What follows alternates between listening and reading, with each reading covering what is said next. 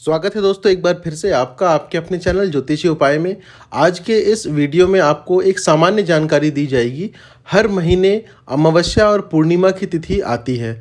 उस अमावस्या और पूर्णिमा की तिथि चाहे दिन कोई सा भी हो, आप चाहे तो ये उपाय कर सकते हैं। धन संबंधी किसी प्रकार की कोई समस्या या दिक्कत हो तो आपको उसमें राहत मिलती हुई नज़र आएगी। या कई बार ऐसा होता है कि हमारे बनते हुए काम जो है वो अटक जाते हैं या बिगड़ जाते हैं।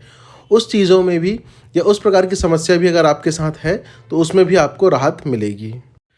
बस आपको एक बात का इसमें ध्यान रखना है कि जब कभी भी पूर्णिमा या अमावस्या की तिथि शाम के समय पड़ रही हो, यानी कि शाम का समय जो है वो अमावस्या या पूर्णिमा की तिथि में आ रहा हो, उस समय आपको ये उपाय करना है। कई बार ऐसा होता है कि दोपहर के समय अमावस्या या पूर्णिमा की तिथि प्रारंभ होती है और अगले दिन दोपहर को वो समाप्त हो जाता है। लेकिन कैलेंडर में क्या दिया होता है, अगले दिन यानी दूसरे दिन जब सूर्योदय होता है उस दिन में लिखा रहता है कि पूर्णिमा की तिथि है या अमावस्या की तिथि है।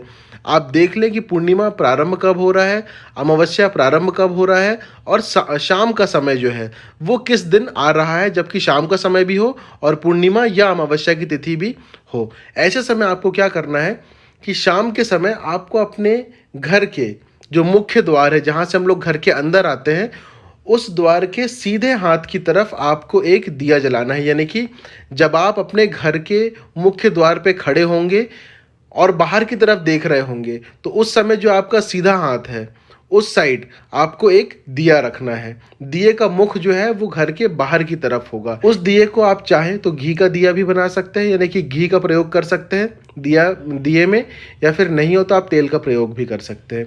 और दूसरा दिया जो है वो आप अपने घर के अंदर पूजा स्थान में जलाइए। प्रयास ये करिए कि जो दिया आप शाम के समय जलाएंगे या सूर्यास्त के समय जलाएंगे वो मध्य रात्रि तक कम से कम जलता रहे। ये दो चीज़ों का आपको ध्यान रखना है। ये आप हर अमावस्या और पूर्णिमा में कर सकते हैं ये उपाय।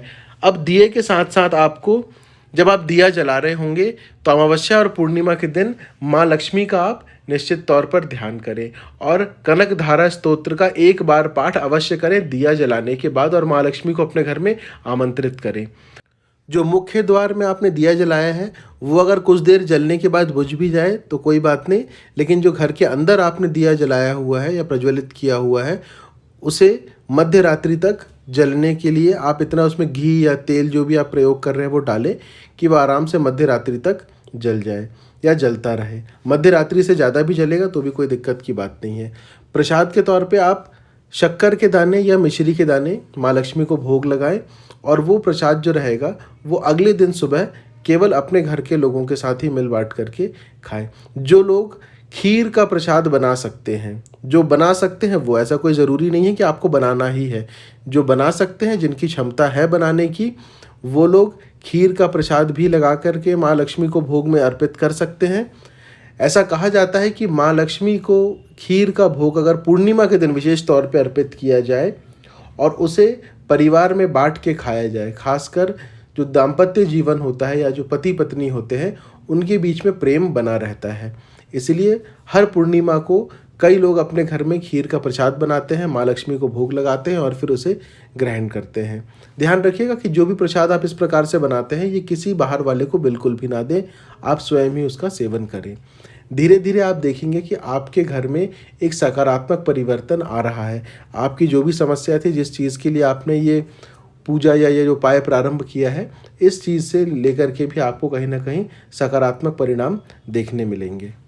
जैसा कि आप सभी जानते हैं कि माँ लक्ष्मी से संबंधित कोई भी पूजा पाठ या उपाय जब आप करते हैं तो हमेशा उत्तर दिशा की ओर मुख करके ही आप करते हैं। और कोई भी पूजा पाठ आप जब भी करें तो आसन का प्रयोग अवश्य करें।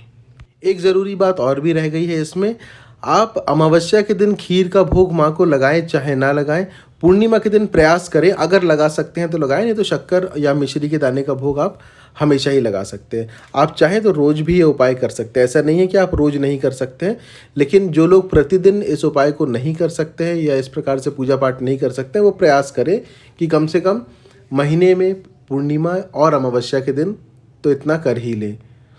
इस वीडियो के बाद जो अगला वीडियो अपलोड किया जा रहा है उसमें आपको 2023 में यानी कि इस वर्ष पड़ने वाले अमावस्या और पूर्णिमा की तिथि और समय किस दिन किस समय से किस समय तक अमावस्या की तिथि है, कब से कब तक पूर्णिमा की तिथि है, उसकी जानकारी दी गई है। तो जब भी आपको उपाय करना हो तो आप चाहें तो उस वीडियो के माध्यम से जाकर के समय और तारीख देख सकते हैं, किस दिन कब पूर्णिमा की तिथि है और कब अमावस्या की तिथि है, उसके अनुरूप ही आप अपने उपाय कर सकते हैं।